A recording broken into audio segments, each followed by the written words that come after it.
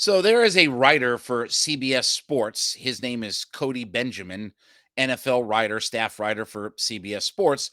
And he put out a tweet yesterday or the day before, I guess that it was. We obviously know that Cam Akers is going to probably be on the move. So the Los Angeles Rams running back, remember Florida State, second round draft pick, this, then, and the other. Sean McVay the other day at his press conference, because Akers is basically getting kind of squeezed out. And it's nothing that he's a bad guy and he's been a bad player or whatever like that. Just he's kind of getting squeezed out and probably needs a change of scenery. And Sean McVay, the head coach of the Rams, at his presser the other day, brought up this idea of him, needing a change of scenery, probably time to move on. We're most likely going to try to find a trade partner for Cam Akers. Now, Akers, obviously, it's his third year in the league. He's got one more year. He's got the rest of this year. Then next year, then he becomes a free agent because he's on obviously a second round deal. So he's got 4 years in the league. Remember, he also lost an entire year plus because of the Achilles injury, right? In his second year, he got the Achilles injury, had a decent year in his rookie year, picked up some yards and did some good things. Then the Achilles, they won the Super Bowl. Now he's kind of getting squeezed out in LA.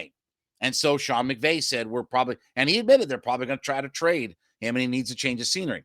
So Cody Benjamin, the staff writer for CBS and their NFL coverage, listed out his 6 top landing spots for Cam Akers. And I thought that this was interesting.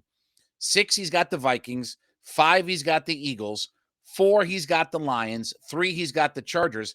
And then at number 2, he's got the Atlanta Falcons, with the Broncos being the only better landing spot according to his rankings and list here. Now, I thought that was interesting. So should the Falcons be in the business of Cam Akers? Okay. I know what his potential is, but let's look at it like this. Okay. Cordero Patterson is their RB1, and he's on IR right now, obviously, but he's expected back. He's got 2 more games he's got to miss, and then he'll be back. Most likely we'll see him back for the San Diego Charger game. That's when he'll be eligible to come off of IR.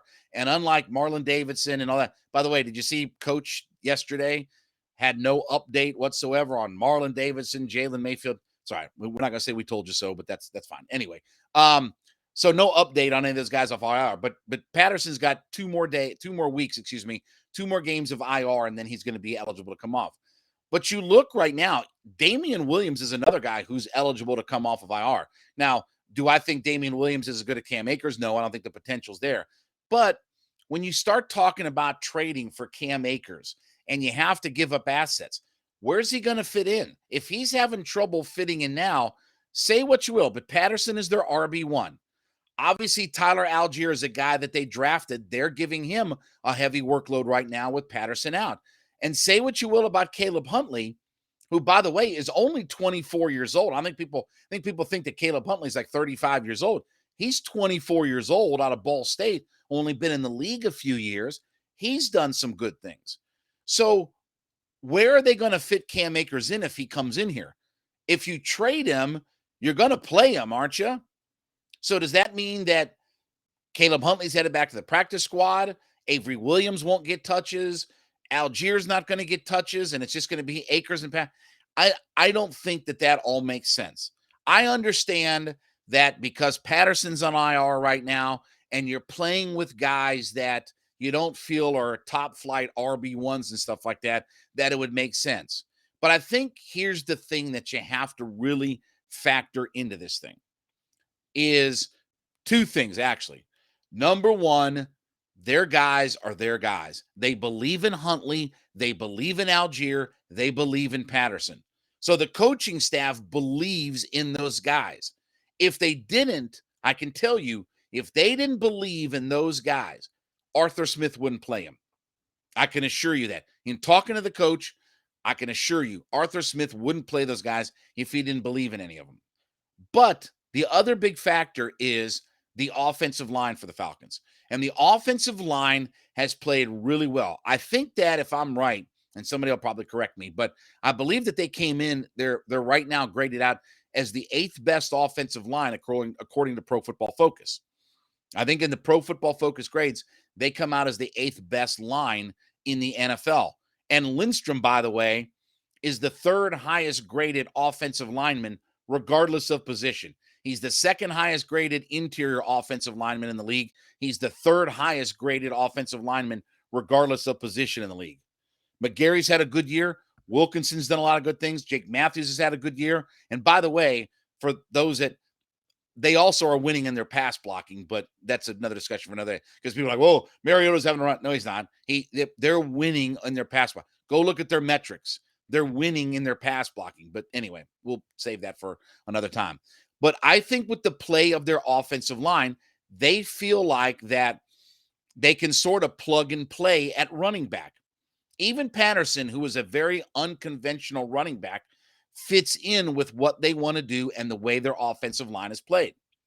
So while I like Cam Akers, I loved him at Florida State. I thought he was completely underused at Florida State. I thought it was kind of a wasted career in some ways at Florida State. And I understand he's got some name value and this, that, and the other. I don't think there's a reason for the Falcons to go after him. This coaching staff believes in the guys that they have. You're going to get Patterson back in a couple of weeks. By the way, Patterson is under contract for next year. So Huntley will be back. Algiers obviously just drafted. Patterson will be back next year.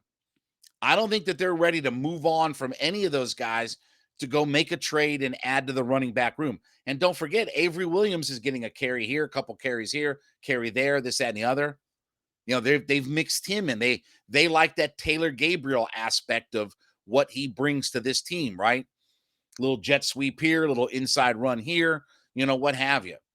So I don't think it makes a lot of sense for the Falcons to get mixed up in the Cam Akers situation and bring him in and try to rehab his career and get him carries, because you're going to sacrifice something, right?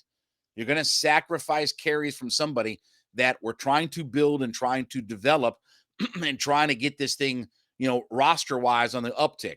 And right now, the guys that they have are the guys that they believe in. What will be interesting is when Damian Williams, who's ready to come off of IR, he's eligible right now to come off of IR. Be interesting to see if they wait on him, how they manipulate the roster.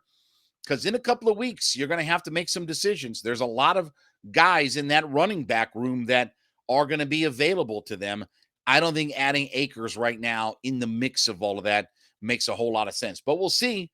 I thought it was interesting that he came in as the Falcons came in as the 2nd best landing spot for him.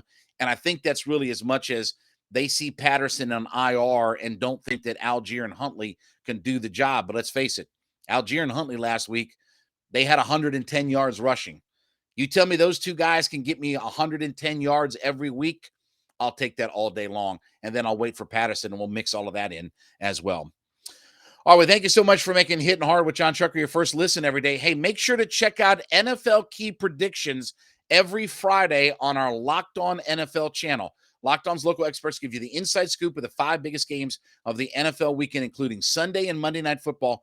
Plus, get betting advice from the field's leading experts from BetOnline. Follow NFL Key Predictions every Friday on our Locked On NFL channel. It is available on the Odyssey app. It's available on our YouTube page and wherever you get all of your podcasts from. And speaking of YouTube, I want you to head there and put Locked On Sports Atlanta into your search browser. Subscribe, leave us a comment. Free and available on all your favorite podcast platforms, including Odyssey, Spotify. Everything's available there to you.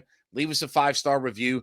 Don't forget, Roku and Amazon Fire. Yes, we are available now on those platforms. Check us out there today. Follow me at JMCH316.